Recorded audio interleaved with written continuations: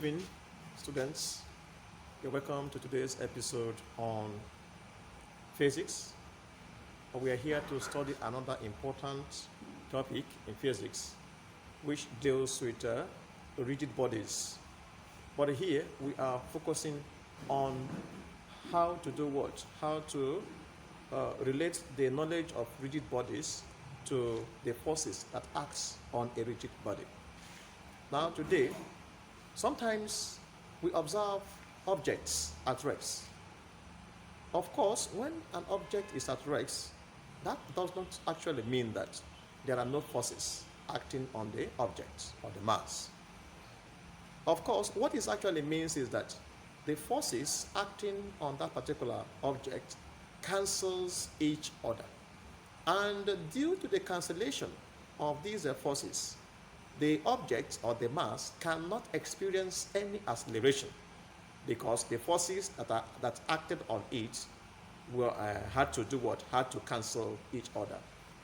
A typical example is, assuming I have a bus, this is just like an object, and this object have mass, then we have forces. First I have the first force, F1, which is 20 Newton, acting in this direction, and I have another force again, applied in the opposite direction. Let's call it F2, which is also 20 Newton. You can see that this force F1 and this force F2, they are equal in magnitude and they are what? Opposite in what? Direction. And they also act along the same, they have a common line of what? Action. So you can simply see that this force F1 and this force F2 will cancel each other. So when they cancel each other, it means that this mass cannot move or cannot accelerate because the net force, that is the total force acting on this body, is zero. Why is it zero? Because this force F1 will be cancelled or nullified by this force F2. Therefore, we now say that this body is said to be in what? Equilibrium. We now introduce what is actually, we now come to the introduction and the beginning of our topic today, which focuses on the topic called equilibrium. What is actually equilibrium? Equilibrium is actually a state or a condition whereby what? Whereby the resultant forces acting on a body is what? Is zero. If you have a body whereby the net force or the total force acting on the body is zero, then we say that the body is said to be in what? Is said to be in equilibrium. Like this object here or this body here is in equilibrium. Why?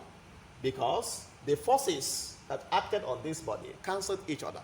So therefore the net force, F net in this case, net force that acted on this body will be equal to our F1 force minus our F2 force because they will cancel each other. So that becomes equals to 20 Newton minus 20 Newton. That is just it. So the basic condition for a body to be in equilibrium is that the total what? That is the sum of all the forces. The sum of all the what? Forces acting on the body must be equal to what? Zero. The sum of all the forces acting on the body must be equal to zero. Now, what if in a case whereby we have both horizontal forces and vertical forces acting on the body? Okay, let's say I have another force. Let me put this as, this force is F3. Okay, let me say F3 is 30 Newton. And then I have another force. I have F4. F4 is also 30 Newton. Now, in this case, the forces acting on this body can be categorized as horizontal forces and vertical forces. For this body to be in equilibrium, the horizontal forces must balance themselves, that is, they must cancel each other, and the vertical forces must equally what? Cancel each other. That statement can be put in this way, that the sum of all the horizontal forces, that is, the sum of all the horizontal forces acting on a mass must be equal to zero, and the sum of all the what? Vertical forces, let's say F sub y, acting on a mass must be equal to zero. If these two conditions are satisfied, if these two conditions are satisfied, we then say that that body is said to be in what? Equilibrium. So therefore, equilibrium of bodies means what? Means a situation or a condition where all the forces acting on the body cancels each other. That is a situation whereby the sum of all the forces acting on the body is what? 0. That is the condition that must be met before a body can be said to be in equilibrium. Now, this equilibrium can actually be categorized. The equilibrium of bodies can be categorized into two. The equilibrium of bodies can be what? Categorized into two. What are they? What are they? Very simple. Now, the equilibrium of rigid bodies can be categorized as we have static equilibrium, and we have what again? We have dynamic equilibrium. Static and dynamic equilibrium. Now, if a body is in equilibrium, and still at rest, just like this condition here, whereby we have a body of mass, this body having mass, and this body is in equilibrium, and the body is still at rest, then such kind of equilibrium is called static equilibrium. Remember the word static. Static actually in physics, statics. Statics is simply what? Is the physics that studies what? Studies bodies at what? At rest. It studies the forces that acts on bodies at rest. So when we talk about static equilibrium, it has to do with what? Equilibrium of what? Bodies at rest. But dynamic equilibrium has to do with what? Has to do with the equilibrium of bodies in what? In motion. So in this case, for a body to be in dynamic equilibrium, listen please, for a body to be in dynamic equilibrium, number one, it must meet these two conditions. Number one is that what? Is that the sum of all the forces acting on the body must be equal to 0. And secondly, two, the body must have what? Must have a uniform what? A uniform velocity, or the body must be moving with a uniform velocity or a constant what? Acceleration. So if the acceleration of a body is constant, and the sum of all the forces acting on the body is 0, that simply means that the body is having dynamic what? Equilibrium. But if the sum of all the forces acting on the body is 0 and the acceleration is 0, remember please, if a body is at rest, that body is not accelerating. Whenever a body is what? At rest, then the body is not what? Accelerating. So therefore, that means that the body is having a 0 acceleration. So when you say that you are having a 0 acceleration, this thing simply means that the body is what? At rest. That's what it means. It is a condition of rest. 0 acceleration is what? A condition of what? Of rest. So if a body is having a 0 acceleration, we can say that the body is what? Is at rest.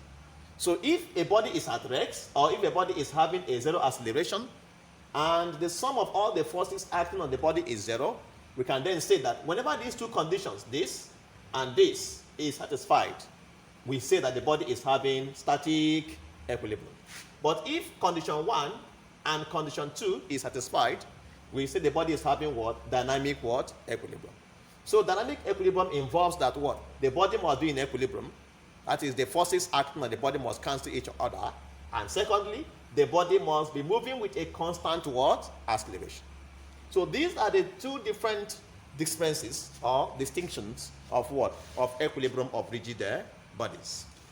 Equilibrium of rigid bodies. So we have given the conditions for a body to be in equilibrium. That the condition we gave is that for a body to be in equilibrium, then the forces acting on the body must cancel each other.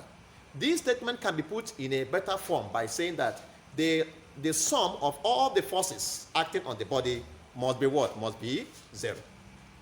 Now, in the study of equilibrium, there are certain forces that can be actually considered. We're going to look at the first force, which we call gravitational force. Let's look at the force due to weight. The force due to weight. How do we sometimes balance the weight of a body? Now, consider a table. I have a horizontal table. and a mass, a body of mass, M, this body have mass, M, okay, is actually placed on this table. All right? Now, because of the mass of this object, remember that any object that have mass must have what? Weight. Any object with mass must have what? A weight. And the weight is defined as what? What is weight? Weight is equals to the mass times the gravitational acceleration. So therefore, because of the mass of this object will experience a vertical downwards force. A vertical downwards force, which is equivalent to the weight. Which is what? Equivalent to the what? To the weight of this object. I repeat, because of the mass of this object, this object will experience a vertical downwards force. A vertical downwards force, which is equivalent to the what? To the weight of this object. Sometimes called the force of gravity. Yes, of course, I told you that if you are found anywhere within the universe of the Earth, if you are found anywhere within the vicinity or the surrounding of the Earth, you must experience what? Gravity. So gravity is simply a force that tends to pull any objects which is found within the vicinity of the Earth. So if I leave this object within this vicinity of the Earth now, this object will experience a vertical downwards force called gravity. Called what?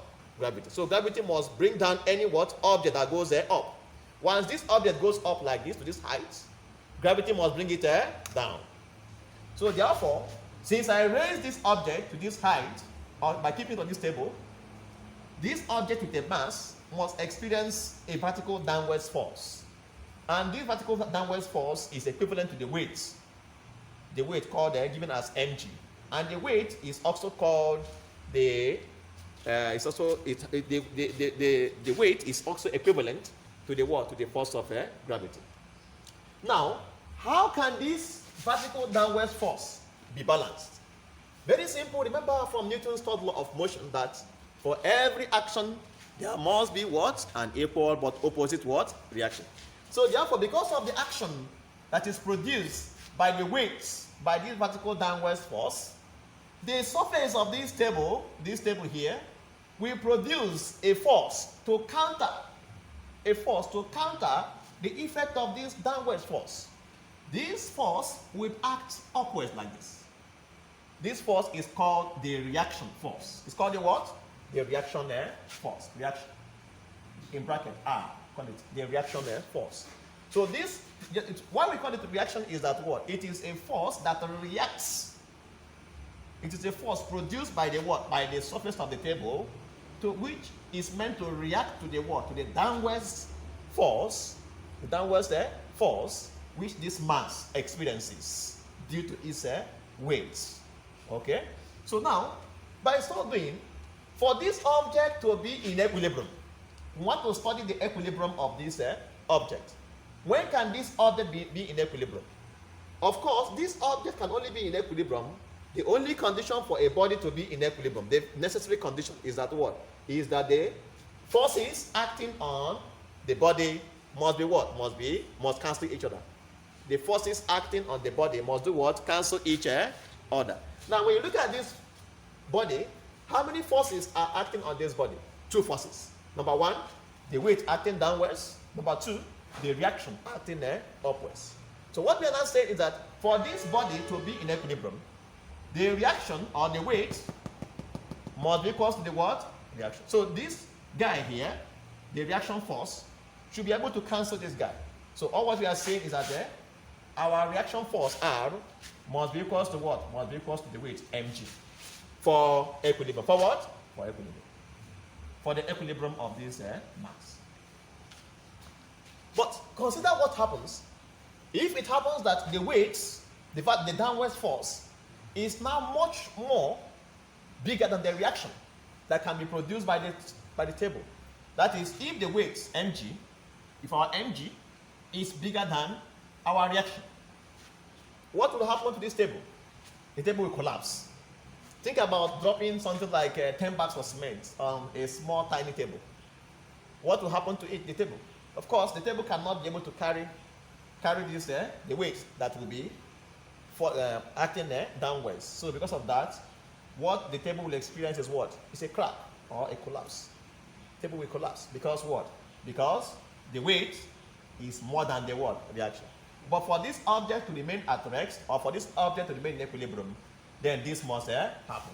The reaction must be equal to the what? Must be equal to the weight. So this is one of the places where the issue of equilibrium can be applied. Now, before we go to the next episode, or before we start solving problems, there are certain certain problems that could be solved by using these statements we have actually made here.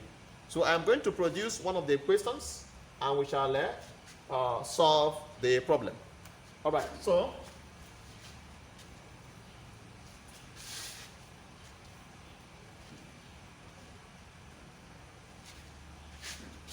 okay.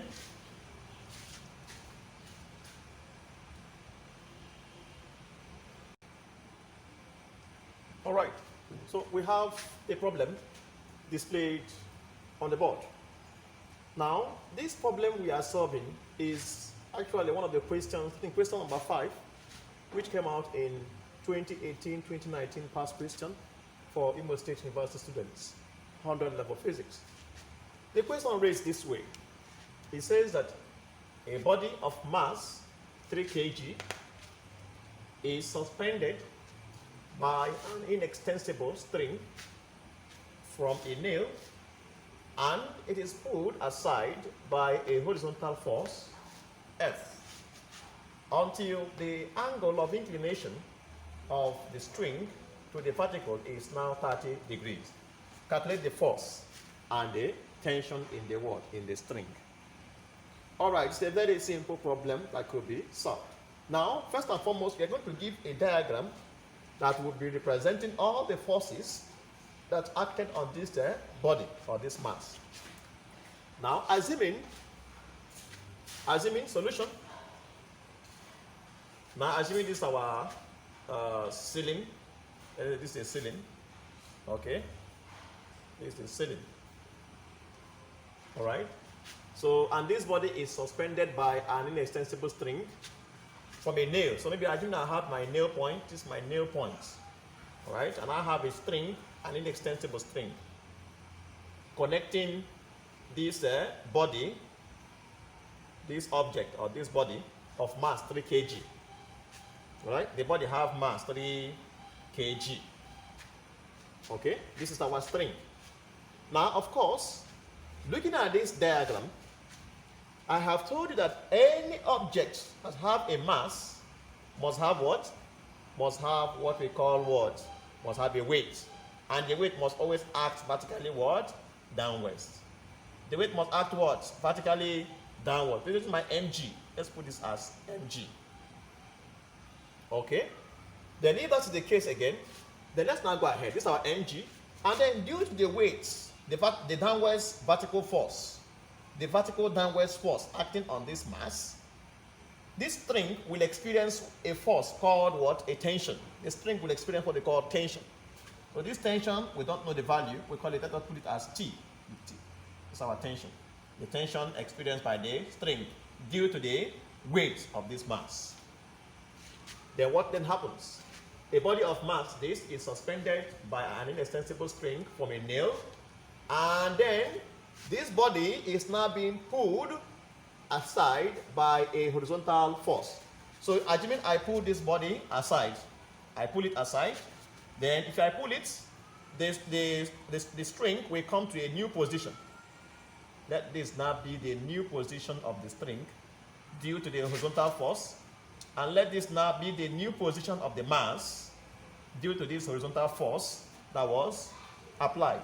So due to the horizontal force, because of the horizontal force F that was applied on this mass, the string will now come to this new position. Please remember, this is still our tension T. This is our tension T. And our weight is found to act vertically downwards. This is our mg, the weight. Our mg. So then what happened again? All right. It is now put aside by a horizontal what? Force F, until the angle of inclination the angle of inclination of the string, the angle of inclination of the string to the vertical. This is my vertical. This is the vertical, y-axis, whatever I may call it, to the vertical. So the angle of inclination of the string now may, because of this horizontal force acting on this mass, which brings it to this new position, the string now makes an angle of 30 degrees with the vertical. So this is an angle of 30 degrees. All right, let's go ahead. We are now required to do what? Calculate the what? The force, F, and the tension. The force F, that is the horizontal force F, and the tension T that acted on this mass or this body. Now, of course, we have seen the forces that acted on this body. The forces that acted on this body are, number one, our horizontal force, number two, the weight mg, number three, the tension, which is T. Please remember the ball was pulled horizontally. The ball was pulled horizontally, and then it got to this new position. The ball was pulled horizontally. Now, when you look at these forces, the force F is the horizontal force. It is acting horizontally. The force mg, which is the weight, is acting vertically downwards. But the tension T is acting in a plane. This is a plane. This plane, this is a plane. This tension is in this plane. So it is, this plane now is made up of this, our vertical and our what? Horizontal axis. That is the y-axis and the what? X-axis. So for this force to lie in this plane means that this, for this tension to lie in this plane, means that this tension will have a horizontal component and a vertical what? Component. The tension will have what? A horizontal component and a vertical component. So we can call this, let us put this diagram properly well. This can stand for the what? Horizontal component of the tension, and this can stand for the what? For the vertical component of the what? Of the tension. We can call this T sub y. Now, how can we find this horizontal component, and how can we find this vertical component? Very simple. All what we have to do is what? We have to resolve this tension horizontally. And we have to do what? Resolve this tension vertical. That will give us our T sub y. All right. Now, resolving horizontally, how can this be done? We approach in this manner.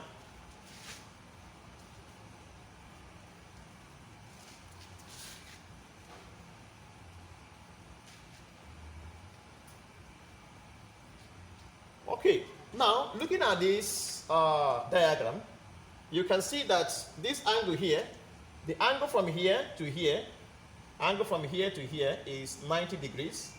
But this angle alone here is already 30 degrees. So our remaining angle here should be 30 minus 90 or 90 minus 30, and that gives us 60 degrees. Now, looking at the horizontal components of this tension and the tension itself, you can see that this shape we have here, we have formed something that looks like a right angle triangle. Because in this right angle triangle here, all right, this side is the hypotenuse, and then this side, which is the horizontal component of the tension, is actually adjacent. It is adjacent to what? To angle theta. So of course, we know that there is a relationship between the hypotenuse and the adjacent of a right angle triangle. And that relationship from SOHCAHTOA, trigonometry, is given by what? Is given by cos. That is SOHCAHTOA. SOHCAHTOA. We know that that is C, gives the relationship between the adjacent and the what? Hypotenuse. So for me to get this horizontal component here, I have to make use of the relationship between the hypotenuse and the what? And the adjacent. So therefore, by so doing, we know that, okay, let me just do it one by one. We already know that what? That cos theta gives actually, that is the cosine of this angle here, that is, let me say cos 60 degrees, will be equals to what? The adjacent side to angle 60 degrees over the hypotenuse to angle what? The hypotenuse of angle 60 degrees. And by so doing, we already know from this diagram that the adjacent side to this angle 60 degrees here is actually equals to this side, which is the horizontal component. It is equals to t sub x. Then all over, what is the hypotenuse? Our hypotenuse is what? Is t. So by solving, what this thing means is that our cos 60 degrees is equals to t sub x over t. And then if we now cross multiply this relation, all right, it now implies that our t sub x, which is the horizontal component of the tension, will now be equal to the tension itself times cos what? Cos 60 what? Degrees. So this gives us the horizontal component of the tension. It is t cos what? 60 degrees. We can call this equation what? 1. Now, of course, it is very clear to you now that to resolve the tension, when I resolve the tension horizontally, if I resolve this tension horizontally, what I will get is what? I will use cos to resolve it. So therefore, if I want to resolve the vertical component, if I want to resolve the tension vertically, I have to use what? Sine. So clearly, it is very clear that, okay, let me show the working. Now from this diagram here, this is the diagram, all right? If I want to work on what? On the vertical components, on the vertical what? Component, which is this side, okay, which is this side, t sub y. What do? Now, you observe that if I extend this like this angle here, this angle is 60 degrees, all right? I want to keep on making use of 60 degrees. This angle is 60, and this angle here should also be 60. Why? Because this angle and this angle, they are what? Alternating angles. They are alternating angles. So since they alternate, here should also be what? 60 degrees. All right? There should also be 60 degrees. So of course, I want to know the relationship between this side and this side. If I want to find this side now, that is the vertical component, I will make use of the what? Relationship between this side and this side. Now from this triangle I have made here, you can see that this side is actually the hypotenuse of this right angle triangle, and this side is actually opposite to this angle I have formed here, angle 60 degrees. So therefore, I know that there is a relationship between the hypotenuse and the what? And the opposite side to a given angle. That relationship is given by what we call what? Sine. So therefore, for me to get this side, I have to use sine, because I know that also, you can say also, that our sine what now? Sine 60 degrees is defined as the opposite side to angle 60 degrees over the what? Over the hypotenuse.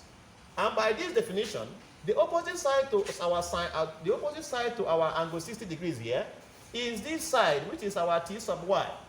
Our t sub y. And then all over, the hypotenuse here is our what? It's our t.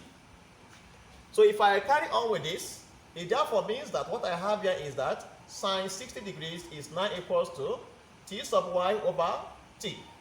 And if I now cross multiply this relation, all right, the left, it therefore means I have that t sub y now is equals to t sine 60 degrees. Let us call this equation what? 2. III or II. Now, it is very simple to see that this our t sub x here means the horizontal component of the what? Of the tension. And then our t sub y here means what? The vertical what? Component of the what? Of the tension. So by solving, we now see that actually, formerly we were thinking that there are only 3 forces that acted on this body. But now we have seen that the forces that acted on this body is more than 3. In fact, they are 4 in number. 1, the horizontal force, F, acting due east. The vertical force acting downward, which is the weight. Number 3, the horizontal component of the what? Of the tension. Number 4, the vertical component of the what? Of the tension. Now, once this force holds this mass and keeps it at this point, that means that this body is now in equilibrium. But we know that what? For a mass or for a body to be in equilibrium, that the forces acting on the what? On that mass must cancel each other. All the forces acting on this mass must do what? Cancel each other. Now look at these 4 forces. Our mg, our f, our t sub y, and our t sub x. You can see that some of them are acting horizontally, while the other ones are acting what? Vertically. Now these 4 forces can be seen as horizontal forces and what? Vertical what? Forces. Now watch. My F is acting horizontally. And my T sub X is acting what? Horizontally. Also, our mg is acting vertically downwards. And our T sub Y is acting vertically what? Upwards. So these things are, this one and this one, they are vertical forces. This one and this one, they are what? Horizontal what? Forces. Now, to also find all these forces now, we now make use of the condition for equilibrium, which states that what? That for a body to be in equilibrium, that all the horizontal forces acting on each other, all the horizontal forces acting on the body must cancel themselves. So therefore, if this body is in equilibrium, then the force F must be equal to T sub X. The horizontal force F must be equal to the horizontal component of the tension. And number two, the weight acting downwards, mg, must be equal to what? The vertical component of the what? Of the tension.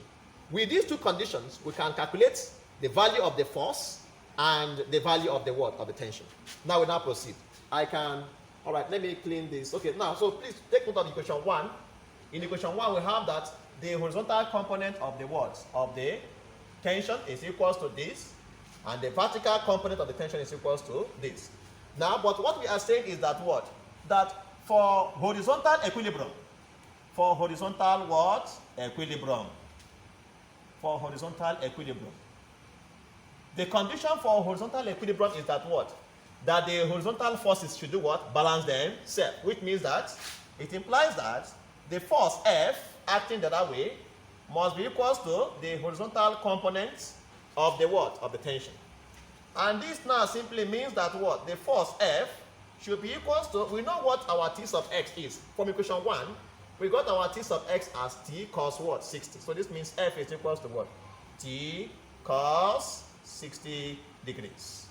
F is equal to T cos what? 60 what? Degrees. Please remember the question says we should find the value of the force and the what? And the value of the tension. I have to call this equation what? 3. I. Then next again, for vertical equilibrium,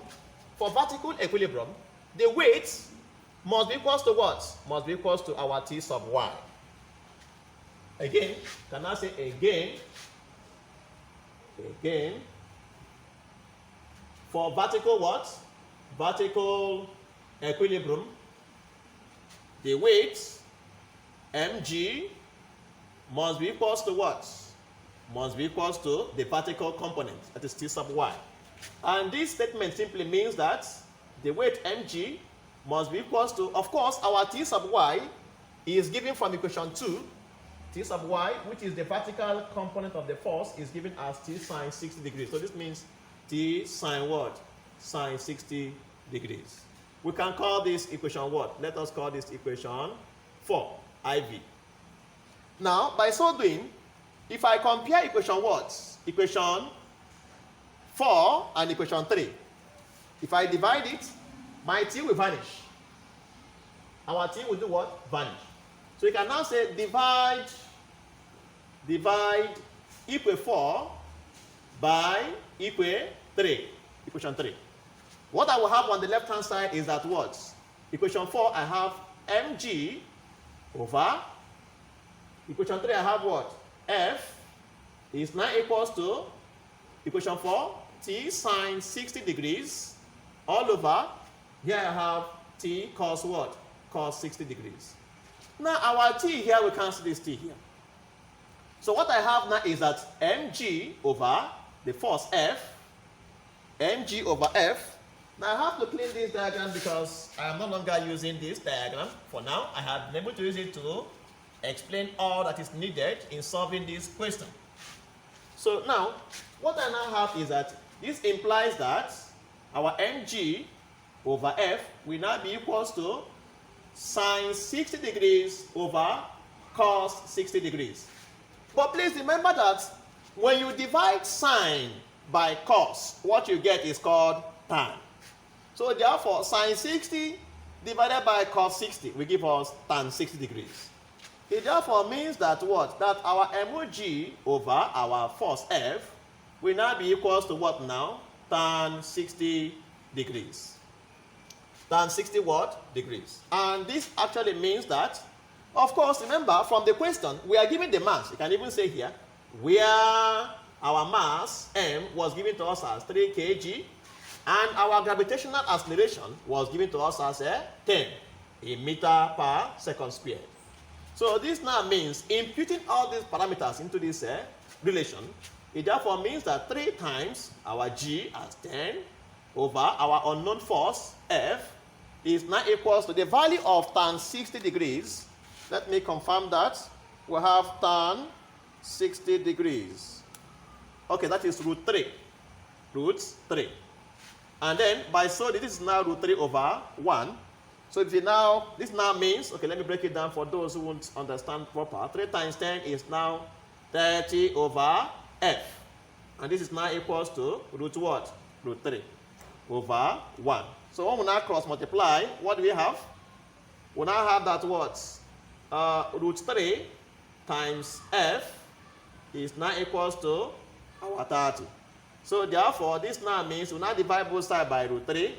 Our F will now be equals to 30 over what? Root 3. And when you rationalize, 30 divided by what? Divided by, that is 30 over what? Over root 3. That gives us 10. So this means that, all right, this will give us what? This will give us 10 root what? Root 3. In Newton, force is measured in Newton.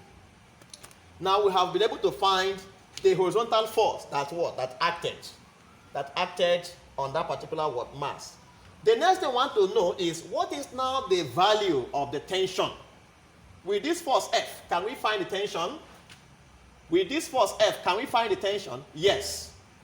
Because once we know the value of the force F, we can go back to equation 3 and impute the value of F. With the value of F, we can find the value of T.